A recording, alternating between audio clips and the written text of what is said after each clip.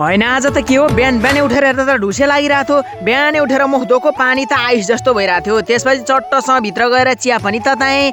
चिया सिया पकाएर घटक्क खाएको यो जाडोमा कम्ता मिठो भएन। जङ्गलतिर नगएको पनि धेरै भएको थियो। लौ न त आज जङ्गलतिर गइदिउँ भनेर चट्टसँग जङ्गलतिर गएको। जङ्गलमा पनि फेरि ढुसे चाहिँ कम्ता होइन भने गइवरी चट्टसँग घाँस पनि काटेँ। घाँस काटुन्जेल त गर्मी भएको थियो। त्यसपछि चट्टसँग घाँसको भारी हालिवरी बोकेर लागेँ म चाहिँ घरतिर।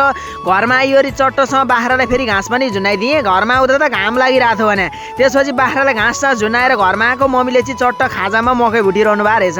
त्यसपछि यो जाडोमा बाहिर बसेर मस्त घाम ताप्दै ताप्दै मकै खाएको कम्ता मिठो भएको थिएन भने त्यसपछि खाजा साजा खाइवरी चट्टसँग लुगा लाएर चिटिक्क परेर लागेँ म चाहिँ बजारतिर। बजार चाहिँ किन भन्नुहुन्छ होला, चट्टसँग कपालमा काटेको धेरै भएको थियो त्यही भएर लागेँ। त्यसपछि बाटैमा ल्याम्बोर्गिनी भेटेँ। ल्याम्बोर्गिनी चढेर मिठो दृश्य हेर्दै पुगेँ म चाहिँ बजार। कपाल काट्नु पर्यो भनेर यसो छिरेको त भिड रहेछ। त्यसपछि यो भिड हुन्जेलसम्म चाहिँ यसो गएर खाजा खाराउन त भनेर चट्टसँग चिकन चाउमिन गएर खाएँ। अनि सर र गाडी चढेर चट्टसँग लाएँ म चाहिँ घरतिर। घरमा आएर नुहाएर मिठोसित घाम तापेर बसिरहेको थिएँ। भिडियोलाई लाइक गरेर च्यानललाई सब्सक्राइब गर्नु होला। आजलाई यति हेर्नु, बाई बाई।